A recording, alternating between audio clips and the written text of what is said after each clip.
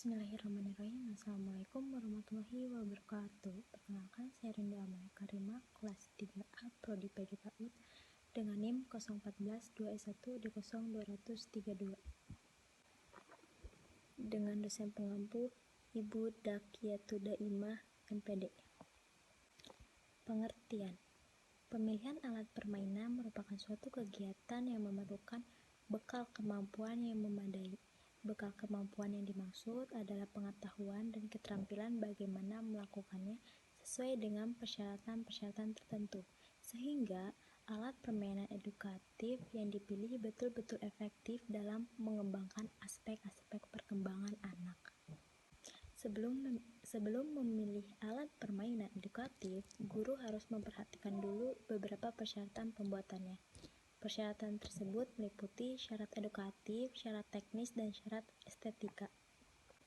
Sedangkan syarat teknis yaitu yang harus diperhatikan dalam pembuatan alat permainan edukatif bermain dengan hal teknis seperti pemilihan bahan, kualitas bahan, pemilihan warna, kekuatan dalam suhu tertentu, dan sebagainya. Pemilihan bahan yaitu seperti apakah baik untuk anak atau tidak, apakah dapat mencederai anak atau tidak. Pemilihan kualitas bahan juga harus ditentukan. Pemilihan warna harus cerah-cerah dan supaya anak tertarik. Syarat edukatif yaitu maksudnya itu bahwa pemilihan alat permainan edukatif harus disesuaikan dengan program pendidikan yang berlaku, sehingga pembuatannya akan sangat membantu pencapaian tujuan-tujuan yang terdapat di dalam program pendidikan yang disusun oleh pemerintah. Secara lebih rinci, syarat-syarat teknis dalam pembuatan alat permainan edukatif adalah: alat permainan dirancang sesuai dengan tujuan fungsi sarana, tidak menimbulkan kesalahan konsep, contohnya dalam membuat balok bangunan, ketepatan bentuk dan ukuran yang akurat mutlak dipenuhi, karena jika ukurannya tidak tepat akan menimbulkan kesalahan konsep. Alat permainan hendaknya multiguna, walaupun ditujukan untuk tujuan tertentu, tidak menutup kemungkinan digunakan untuk tujuan pengembangan yang lainnya. Alat permainan dipilih dengan menggunakan bahan yang mudah didapat di lingkungan sekitar, murah atau dari bahan bekas atau sisa, aman, tidak mengandung unsur yang membahayakan anak, misalnya beracun, bertajam, dan sebagainya. Dan alat permainan anak juga harus awet dan tahan lama. Terus mudah dalam pemakaiannya, bisa berangsur-angsur pemakaiannya, menambah kesenangan anak untuk berekspresi dan bereksperimen dan bereksplorasi mengenai tumbuh kembang anak, dan dapat digunakan secara individual, kelompok, dan klasikal. Ada juga syarat estetika.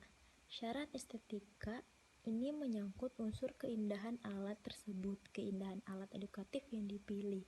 Unsur keindahan atau estetik ini sangat penting diperhatikan karena anak memotivasi, menarik perhatian untuk menggunakannya. Jadi anak kalau misalnya estetik itu kayak warna, bentuk gitu, lebih cerah dan lebih bagus, anak pasti akan lebih tertarik untuk memainkannya.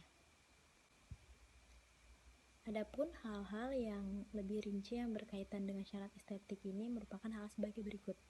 Yang pertama, bentuk yang elastis, ringan, dan mudah dibawa-bawa kemana-mana.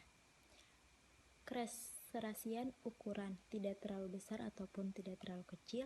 Warna, kayak warna kombinasi, serasi dan menarik, bisa juga estetik. Adapun prosedur pemilihan alat permainan itu sendiri dapat dilakukan dengan mengikuti langkah-langkah sebagai berikut. Yang pertama, guru mengkaji dan memahami terlebih dahulu karakteristik anak yang ada di lembaga tersebut.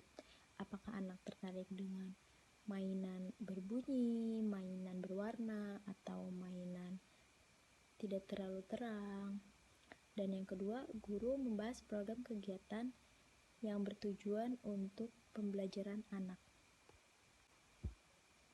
Adapun contoh-contoh permainan edukasi, yang pertama itu di sini ada boneka jari, yang kedua kotak alfabet, dan yang ketiga loto warna.